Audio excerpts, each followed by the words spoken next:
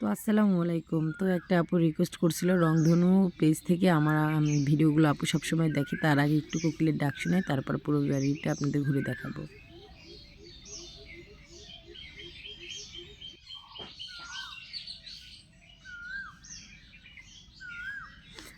আসলে বসন্তকালে কিন্তু এই কোকিলের ডাকগুলোই শোনা যায়। অবশ্য শহরে থাকলে সেটা শোনা যায় না, গ্রামে আছি বলেই এবছর এই কারণেই শুনতে পারতেছি। তো যাই হোক, কোকিলের ডাক কেমন শুনলেন অবশ্যই কমেন্ট করে জানাবেন। আর এই ডাক কিন্তু আমার কাছে খুব বেশি ভালো লাগে। আর এই হয়েছে আমাদের নিচের দরজা। আর এই হয়েছে গিয়ে প্রথমে যেহেতু বড় থেকে শুরু করি, আমার শ্বশুরের ঘর, আমার শ্বশুরের হাতের মানে ছোঁয়া আছে এই ঘরেই আর কি। তো যাই হোক, আমাদের পিছেরটাতে কিন্তু পুরনো টিনারির সামনে দিয়ে আমরা ঠিক করছি। আর এটা হয়েছে আমার সিজো চাচা শ্বশুরের ঘর। আর হয়েছে গিয়ে তাদের ঘরে আর হাত দেওয়া লাগে নাই। তারপর গিয়ে হয়েছে ভিতরে চলে যাচ্ছি। আর একটা আপু বলছে, আমি সেই ব্যাপারটা পরে বলতেছি। তো হাইটা যাইতে আর কি একটু সময় লাগতেছে। ওই যে দেখতেছেন ওটা হচ্ছে আমার ছোটো চাচা শ্বশুরের ঘর। আর মেজো চাচা শ্বশুরের ঘরটা একটু ভিতরে পড়ে গেছে। আর আমার শ্বশুরা যেহেতু 4 ভাই, আর আমি কিন্তু বয়াস ছাড়া ভিডিও দিই, এই কারণে আমার নয়েজটা একটু কম আসে আর কি। তো যাই হোক, এটা হচ্ছে মানে চাচা শ্বশুরের ঘর। তো একটা আপু বলছে আমাদের বাড়ির পরিবেশটা কেমন নোংরা। আসলে নোংরা না, এই গ্রীষ্মের দিনে মানে বসন্তকালে কিন্তু গাছের পাতাগুলো এমনিতেই ঝরে যায়।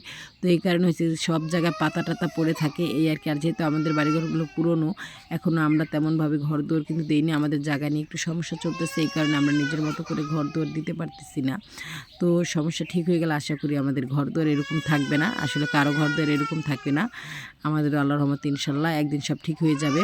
আর এটা হয়েছে গিয়ে আমার মেজো চাচা শ্বশুরের ঘর। তো ওনারা জীবিত নাই কেউই, আমার শ্বশুর বলতে ছোটো চাচা শ্বশুরই জীবিত আছে। আর কথা বলতে বলতে আসলে আমি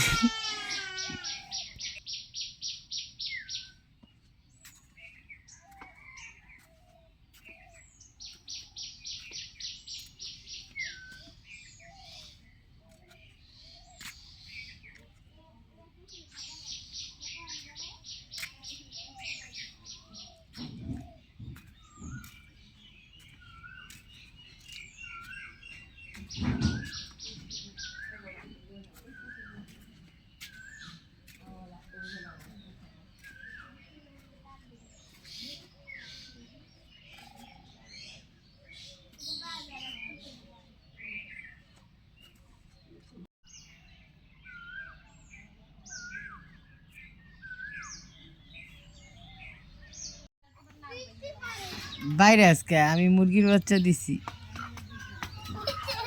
আয় আয় আয়, এই যে মুরগির বাচ্চা, এই যে 2টা আর এই যে কটা। আসো মুরগির বাচ্চা।